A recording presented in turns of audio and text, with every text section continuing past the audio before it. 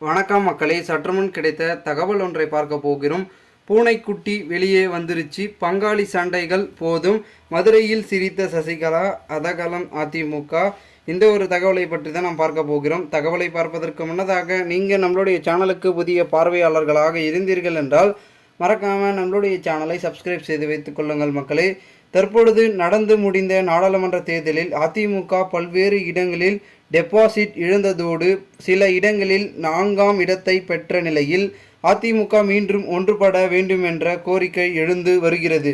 இந்த நிலையில் பங்காளி சண்டை போதும் என சசிகலாவின் ஆதரவாக மதுரையில் போஸ்டர்கள் ஒட்டப்பட்டுள்ளது. அதிமுகவுள் சலசலப்பும் ஏற்பட்டுள்ளது. நடந்து முடிந்த மக்களவைத் தேர்தலில் போட்டியிட்டு அனைத்து தொகுதிகளிலும் அதிமுக படுதோல்வியை சந்தித்துள்ளது. சில இடங்களில் அதிமுக வேட்பாளர்கள் 3ஆம் 4ஆம் இடத்துக்கு தள்ளப்பட்ட நிலையில் பல இடங்களில் டெபாசிட் பறிபோனது. இதனால் அதிமுகவில் எடப்பாடி பழனிசாமிக்கு நெருக்கடியும் அதிகரித்துள்ளது. சீனியர்கள் மீது எடப்பாடி பழனிசாமியும் சீனியர்கள் எடப்பாடி பழனிசாமி மீதும் அதிருப்தி அடைந்துள்ளதாகவும் கூறப்படுகிறது. மேலும் இதனால் அதிமுகவில் மீண்டும் ஒரு பிளவு ஏற்பட்டதாகவும் கூறப்பட்டு கொண்டிருக்கிறது.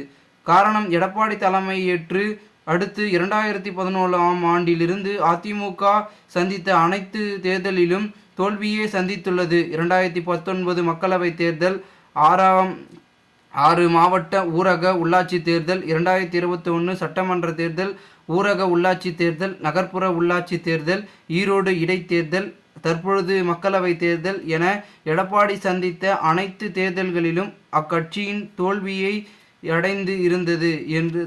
அடைந்து செய்திருந்தது தோல்வியை. மேலும் இதனால் அவர் மீது ஏற்கனவே கட்சியிலிருந்து நீக்கப்பட்டவர்கள் கடுமையான குற்றச்சாட்டுக்களை முன்வைத்து வருகின்றனர். இந்த நிலையில் தற்பொழுது தேர்தலில் அதிமுக படு தோல்வியை சந்தித்துள்ளது. இந்த நிலையில் சசிகலா மீண்டும் அதிமுகவை தனது கட்டுப்பாட்டுக்குள் கொண்டு வர காய்களை நகர்த்தி வருகிறார். மேலும் இனி பொறுக்க முடியாது, அதிமுகவின் தொண்டர்களை அனைவரும் ஒன்றிணைக்க வேண்டும் என நீண்டதொரு அறிக்கையையும் விடுத்திருந்தார். இது அதிமுகவுள் சலசலப்பையும் ஏற்படுத்தியது. இந்த நிலையில் விக்கிரவாண்டி இடைத்தேர்தலில் அதிமுக விலகுவதாக அதிமுக அறிவித்திருக்கிறது. தமிழகத்தின் பிரதானமான எதிர்க்கட்சி சட்டமன்ற தேர்தலில் 6 உறுப்பினர்கள் கொண்ட கட்சியாக இருந்த பொழுது எடப்பாடி பழனிசாமி அதிமுக களத்தில் இறங்காதது என அறிவிப்பது அந்த கட்சியினரை அதிர்ச்சி ஆழ்த்தி வருகிறது. இதற்கு முன்னர் அதிமுக அல்லது சில கட்சிகள் தேர்தலை புறக்கணித்து இருக்கின்றன. ஆனால் வருகின்ற சட்டமன்ற தேர்தலுக்கு முன்னோட்டமாக இந்த தேர்தலில் கருதப்படும் நிலையில் நாம் தமிழர் கட்சி உள்ளிட்ட சிறிய கட்சிகள் கூட களத்தில் சந்திக்கும் நிலையில் அதிமுக வெளியேறியிருப்பது பேசும் பொருளாக இருக்கிறது. தோல்வி பயம் காரணமாக அதிமுக தேர்தலை போட்டியிடவில்லை என திமுகவினரும் பாஜகவினரும் விமர்சித்து வருகின்றனர். இந்த நிலையில் கடந்த சில நாட்களாகவே அதிமுக மீண்டும் ஒன்றுபட வேண்டும் என்ற கோரிக்கையும் எழுந்து வருகிறது.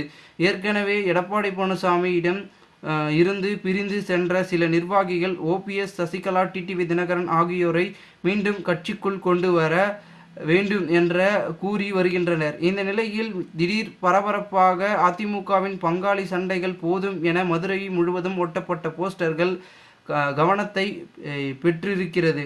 தமிழக மக்களின் தன்மானம் காக்க அழைக்கிறார் என்ற தலைப்போடு மதுரை முழுவதிலும் சசிகலாவிற்கு ஆதரவாக ஓட்டப்பட்டுள்ள இந்த போஸ்டர்கள் சமூக வலைதளங்களில் வேகமாக பரவி வருகிறது.